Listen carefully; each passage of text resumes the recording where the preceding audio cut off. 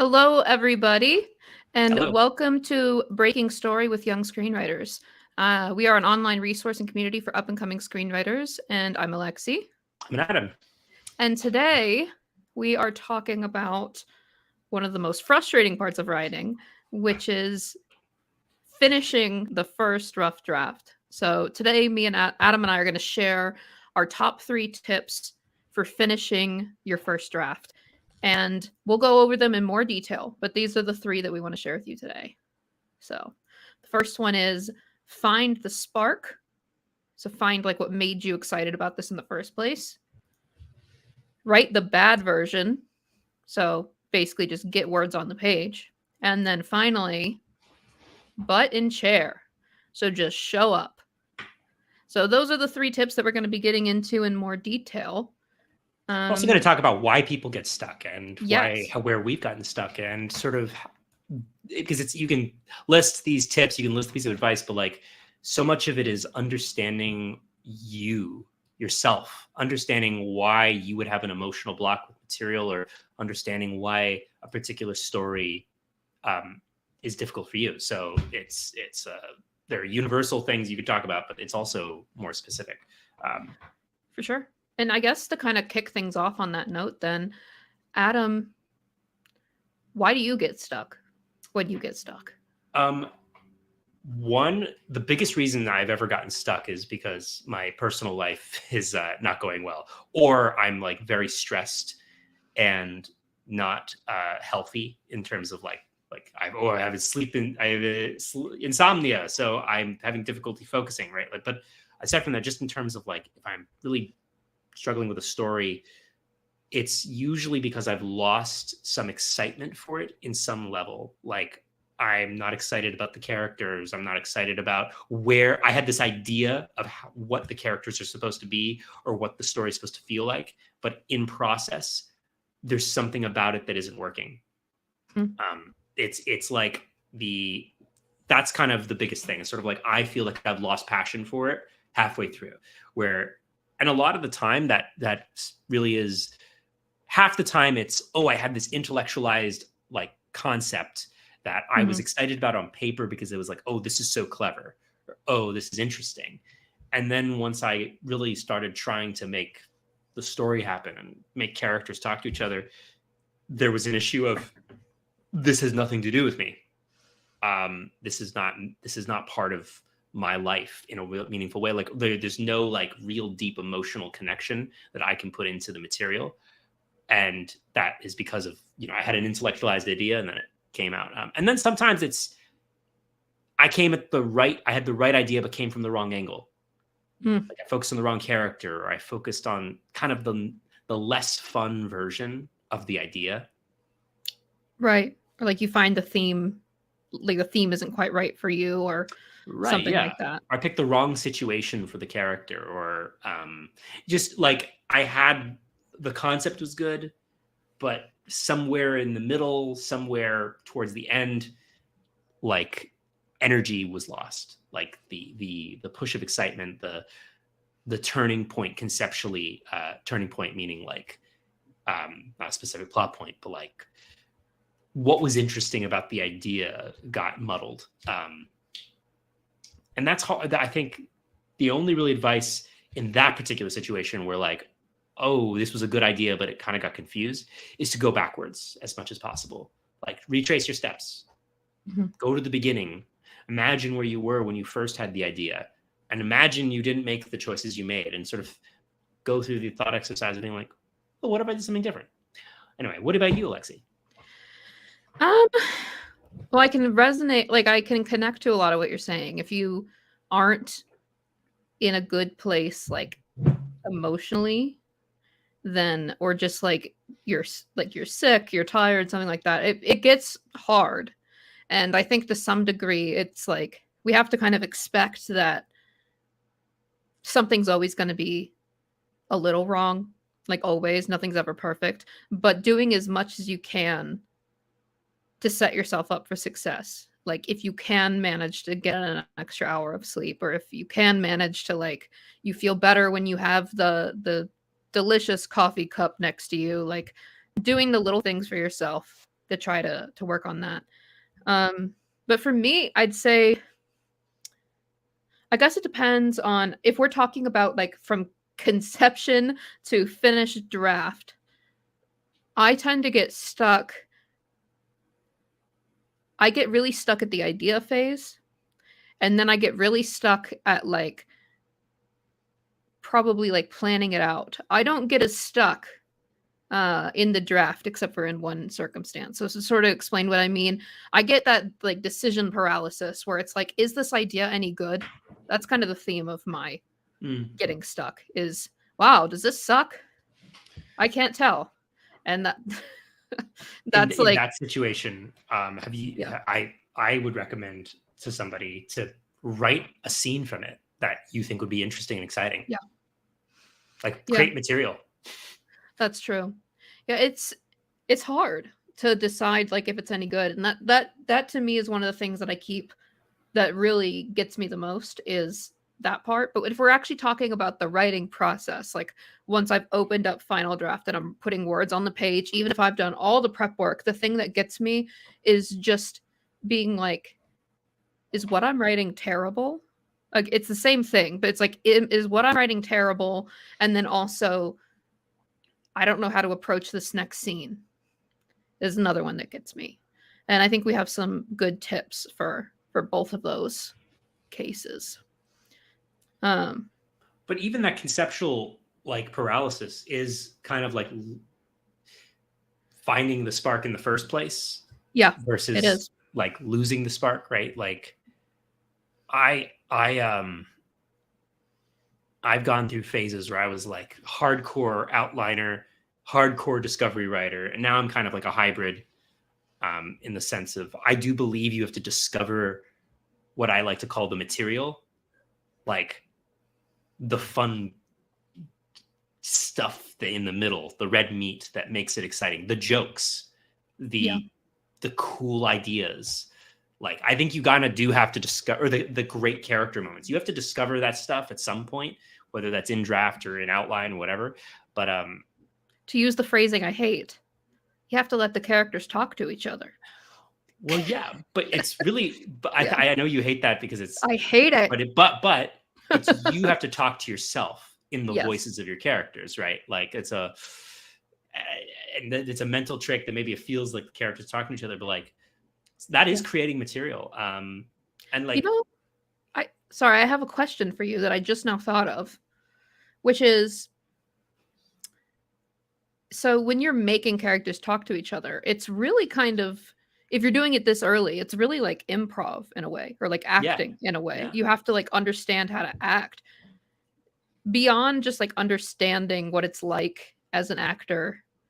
Do you think that there's value in taking those kinds of classes as a writer? Like 100%. There's so much parallel between how many actors, the tools they use to find moments and interpret material, and the tools that writers use to create material. Like there's a lot of like even just the most fundamental aspect of what is this character's motivation is an actor tool. It's a mental frame that actors use. And it's also a mental frame that writers use, right? Like there's a similarity. And the difference is that actors are interpreting, right? Actors are trying to create moments, trying to breathe life into, they're trying to find the spark in material, whereas you, the writer, are creating material that has a spark or the potential to be interpreted well. But there are similarities. And I think taking acting classes as a writer is a great idea. And also, I think a lot of writers who were actors or have those tools really focus on the core fundamentals of character more than a lot of writers who are more idea writers. And when I say idea versus character writers, I think all writers have to have ideas and all writers have to have characters. It's more of like kind of what are you weighting the majority of your energy and attention on. Like a show like Succession is a show that like actors love, right? And it's because of it's all about the fundamentals of like strong characterization, strong conflict, strong emotional situations. Everyone's so motivated. Right. by their And I know a own. lot of actors. I'm generalizing with the people I know in my life, but like a lot of actors I know struggle more to engage with fantasy because it's more about ideas. It's That more makes about sense. concepts. It's less about father son arguing in a room. Yeah. Oh, I relate to that human thing. It's like, well, there's the ancient device of the key makers that gives you the power to lift rocks with your head. And I would say that that's also why at least the earlier seasons of Game of Thrones really, really worked, I think, is because yes, it wasn't a fantasy setting, but there was so much focus on what is everybody's internal motivation and really understanding like where they're coming from. the human fundamentals, right? Like, Yeah. you're a person in a situation. What do you do? Yeah. I And think honestly, that helps a lot of writers. I think no matter what you're doing, just like Yeah. going to the fundamental and be like, what would this person do actually? Yeah, for sure. I think that, so to summarize kind of this part of Find the Spark, you can do a writing exercise where you're just kind of, if you've started wondering, is this idea any good? I've kind of lost my passion for this idea. Should I just do something else? Find the Spark can be putting the two characters in a room and kind of like improving with them, or like writing the most exciting scene and kind of like letting it play out. And in that exercise, you use a lot of the same tools as actors. So really like imagining what you would do if you shared their motivation in this scene and letting yourself play all the roles and making your characters, I'm cringing, talk to each other. Right. But like you can discover from that, it's your subconscious takes over, and your subconscious sometimes makes better choices than you do, but it's pretty like weird. Aaron Sorkin, I remember was talking in interviews, like when the first night he learned how to write, he just sat down and tried to write. He just wrote 30 pages of characters just talking to each other. There was no story. It wasn't good. Right. But he said, like, I just made characters talk. And that was exciting, right? And like he's so good at that, but he had to discover story and ideas along the way, right? Like, and different writers have different strengths, but at the end of the day, find what's exciting, find the spark, find what inspires you and makes you want to dream, And I think that the big thing that I keep circling back to, which is not something I'd really fully connected before we started talking, is just that by finding the spark, it's not just like going back, for me, who I love world building, it's not just going back and being like, yeah, I'm totally interested in dimensions. It's like, go back to when you saw the scene in your head and write that scene and like give yourself the treat that you've been trying to like wait for. Go ahead and do it. Find the passion again. It needs to be story, right? Yeah. Yeah. And then let's talk about this next point, which is my favorite. Write the bad version. So write the bad version. Adam, do you want to say what that kind of means to you? So, I mean, this is, I think, very good advice, which is basically means, it can mean don't self-edit as you generate material. As you write your first draft, you're trying to get through your outline. You're trying to get to the end of the story. You're trying to get to a finished first draft. And it's kind of like a mental trick you can play in yourself to sort of be okay with writing a shitty sentence. Yeah. Be okay with writing a scene that doesn't perfectly work. Having the first impulse be, okay, and then what happens next, instead of, oh my God, I have to rework that, will get you to, I think it might sound counterintuitive, but it will get you faster to being able to meaningfully have a good draft than it will be trying to like micromanage and fix everything. Because once you have a holistic picture of the beginning, middle, and end, you will view that mistake or that bad scene differently than, oh my God, I'm in one act and I wrote this scene, I need to fix it immediately.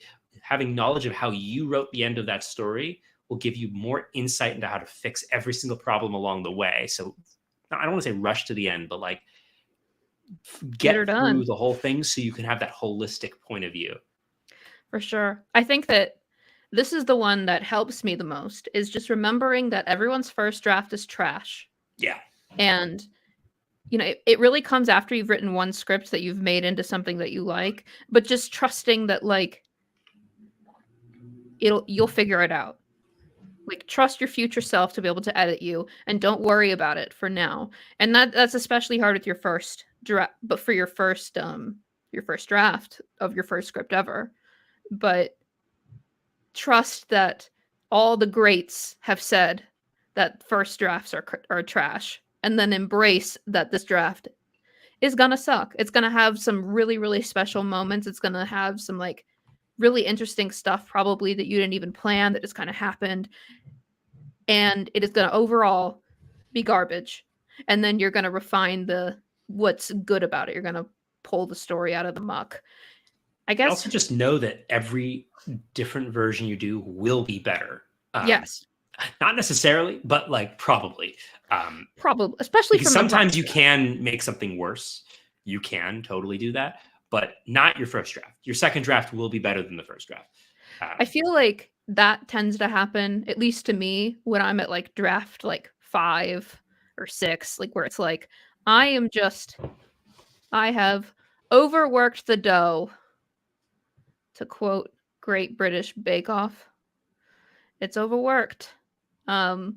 But I know that this happens to me, especially. Like, I like to embrace the bad version when it's like I have these two characters in this scene, and I know that character A has to convince character B to do something that they don't want to do, and I'm writing the dialogue, and it is just so on the nose. It feels awkward. It is not working, and I like sit there and I'm trying to finesse it. I'm like, how might they come at this? Like, oh, they should be using subtext. They shouldn't just say what they mean. And I get all like overwhelmed trying to make this sound the way I want it, like sound the way it feels in my head, for lack of like a better descriptor. And what I've had to learn to do is just say, is when I notice that I'm stuck for more than like 10 minutes, just like staring and like deleting and stuff, I have to say, write the simplest version, write the bad version, write the version where person A comes in and says, hey, person B, I need you to do this thing. Person B says, I don't want to. Person A says, you have to. And person B says, all right, fine, but you owe me. And then move on. You know, and as you come back for your next draft, that's when you can really do the things like adding subtext and really finessing it once you know how all these pieces work together better. That's saved me so many times. The other one is like my character is in jail, and they have to break out, and they're going to do it in a really cool way. And then you get stuck there trying to figure out the really cool way that they're going to break themselves out of jail. And you spend forever on it. Instead, you could just write it literally in the narrative description, they break out in a really cool way, and move on. Just do the bad version. And don't get stuck on that stuff, you know, like give yourself permission to fix it later. Yes. I think that's the big thing, is like giving yourself permission to fix it later. And having a structure that works for you. And that the only way to get that is through experience of writing stuff and finishing stuff. But like once you've finished a few things, you know that, okay, I'm going to edit this way later on so I can move on. It becomes easier to do that, I think, probably. But yeah, it's like, and the other thing is that I have to keep reminding myself is I can fix anything, but you can't fix something that's not there, right? Like, so the goal of the rough draft is really just to complete it in a lot of ways. It's really just to lay it out. It's, some people call it like a zero draft or a vomit draft or something that allows them to really embrace this mind space, this headspace of, I'm going to write a bad version right now. But you can't edit what you don't have. And so this rough draft is really just about finishing. It's all we care about this first round. It's a really hard hurdle And I've become so familiar with it, like where I'm like on page 60 of my script and I'm like, God, is this even good? And the answer is no, but it could be. And that's why you have to just push through. Yeah. Cool. So what's the third final beat? Your favorite, Adam. Button chair. So what we mean by this is just forcing yourself to show up, right? If you're stuck and energy is bad, sit down and work on something, right? Work on writing, obviously, like work on something that you have control over, right? And a lot of this can be helped with rituals, finding your space for writing, finding and creating an environment where you can that you associate only with work and writing. And if you're stuck on something, possibly work on something else, but work on something. Don't stop working because you got stuck. That's why I think it's usually good to have at least 2 projects in your head at any one time. Is sort of like if you're really just sort of debilitated by one thing, just keep your energy on writing and creating. Just make it on something different.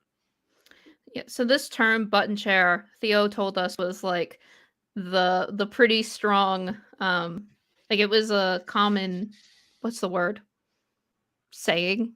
I'm forgetting the word. But anyway, it was a common saying of like the writing community. And to me, it just means you got to show up, right? Like you have to write.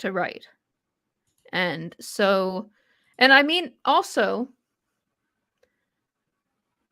I want to tie this into it, is recognizing that outlining and plotting and thinking things through is writing. That Yes. that all the development work you do, that is writing. If you're doing what we suggested before of like making your characters talk to each other to find the spark again, like that is writing. You don't have to be literally putting a bunch of like filling out a bunch of pages in your script for it to count as writing.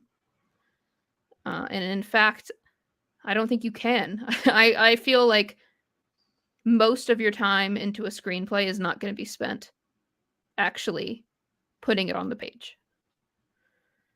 I'd say most probably happens before. Yeah.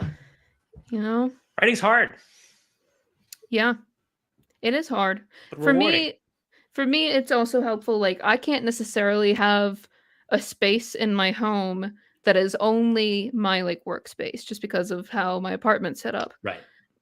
So like Theo suggested, sometimes what you can do is you can have a place you go to, a coffee shop, library, something, to make sure that you have a space where when you walk in, you know that this is where you're gonna get stuff done. This is where you write things. This is how you put words on the page. And one useful piece of advice comes from Neil Gaiman that really worked for me was when you sit down in that space, do one of 2 things. One is to do absolutely nothing and just sit there, or write.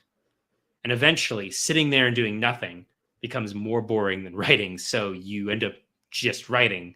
But like just giving yourself permission to do nothing when you sit down, just be there, take up space. Maybe it's just daydream, look out the window, whatever, but only don't allow yourself to listen to go, work on email or be diverted. You're writing, but you're going to write or do nothing. I thought that was very useful for me when I first started using that. I was like, oh, I would do nothing for 5 minutes and then I would just start writing. Man, I remember you telling me that and just being like, no, I can't. No, you should try it. I should try it. It's very uncomfortable for 5 minutes, and then you really do start to write. That makes sense. It makes sense. So we have a question here, a situation, and we can give some advice. Anybody can feel free to share some situations, but I'm going to read this one first. I feel like when I write, I end up describing it to people for feedback, and it's good, but then I feel intimidated when I sit down to actually write. So Yeah, sort of, so, yeah. yeah. So So I relate to this in the sense of Yeah. Sorry, Alexie, you can go. No. I was just going to say, so basically it's like when you pitch it, when you're telling it to people, you get great feedback. Everybody thinks it's great. You think it's great, all great. Yeah. And then you sit down to Yeah. write. I am so guilty of this. And you know what and I found that for the vast majority of times, you get a false social gratification of having written it by talking about your story too much. By talking about all the cool things, by talking about it too much, you actually give yourself a pat on the back, and there's less of an impulse to actually write and do the thing, or to do it like you said, like, oh, it's so intimidating, I have to live up to the thing I talked about. I highly recommend that if you're stuck because of that, only talk about things you have already written. This reminds me of something you told me that you love to do to help you overcome this, which is having your secret project. Yes. You want to explain more what that meant to you? One way I got a lot of excitement and inspiration was to have a project that literally no one else knows about, just me, that only I know about. And it's like a little secret, and I'll share it when it's done. People don't find out about it until it's completely finished. I haven't done that in a while, and actually kind of want to come back to that.